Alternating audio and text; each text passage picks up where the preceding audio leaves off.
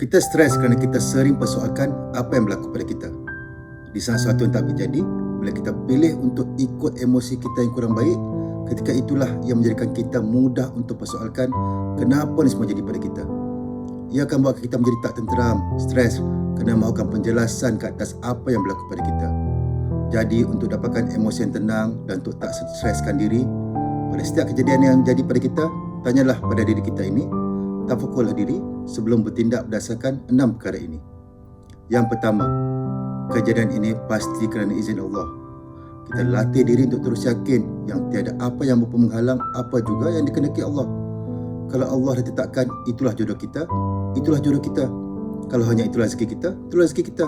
Kita sakit, kita sembuh, kita diuji, semuanya atas izin Allah. Walaupun seluruh dunia menghina kita, kalau Allah hendak muliakan kita, maka mulialah kita. Yang kedua, kejadian ini pasti baik jika kita melihatnya dari sudut yang betul. Segala yang tak baik dibuat pada kita itu akan menjadi baik kalau kita lihat dengan pandangan yang betul. Yang menjadi tak baik adalah sebab kita sendiri. Kita tak pernah menganggap apa yang berlaku itu sebagai satu kebaikan dan untuk kita berubah. Tapi kita melihatnya sebagai satu ancaman yang merugikan kita. Kenapa kita berasa begitu? Padahal kita beruntung dari Allah. Dan kita rugi adalah dari keburukan kita sendiri. Yang ketiga, kejadian ini pasti kebaikan dari Allah. Kita yakin bahawa Allah akan berikan yang lebih baik buat kita. Jadi kita tidak menyukai benda tu, tapi ialah baik menurut Allah bagi kita. Bersyukurlah kerana setiap kurniaannya adalah yang terbaik. Sesungguhnya Allah tahu segala-galanya dan Allah adalah perancang terbaik buat kita. Yang keempat, kejadian ini pasti sudah diukur oleh Allah.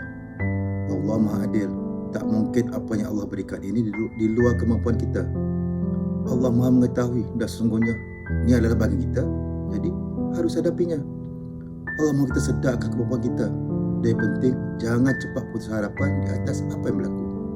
Yang kelima, kejadian ini pasti diundang oleh dosa-dosa sendiri. Sibukkanlah diri fikirkan apakah dosa-dosa kita. Tak payahlah hendak sibukkan dosa orang lain. Fikirkanlah apa peranan kita sampai terjadinya peristiwa itu pada kita. Sesungguhnya adalah feedback Allah untuk kita sedar akan segala kesilapan kita dan dosa-dosa kita. Usah takut dengan masalah, tapi takutlah dengan dosa kita yang mengundang masalah itu. Yang keenam, hanya Allah satu-satunya yang boleh menolong. Kalau kita hayati betul-betul surah Al-Ikhlas ayat kedua, Allahus Samad. Allah tempat meminta segala sesuatu. Yang ni selalu kita lupa. Sampai kita selalu kata, aku buntulah, tak tahu nak buat apalah, tak ada siapa nak tolonglah, tak ada shoulder to cry on lah. Maknanya ayat ni dah cakap bergantung hanya pada Allah. Mintalah kepada Allah. Beringatlah dalam kepahitan itu ada manisnya. Jika kita terasa pahitnya suatu peristiwa itu, kembalilah kepadanya. Jadi mulai dari diri sendiri, mulai dari hal yang kecil, mulai dari saat ini, latihlah diri untuk bersyukur dalam apa saja dan yakin bahawa apa yang terjadi pada kita itu adalah yang terbaik buat kita. Wallahu a'lam.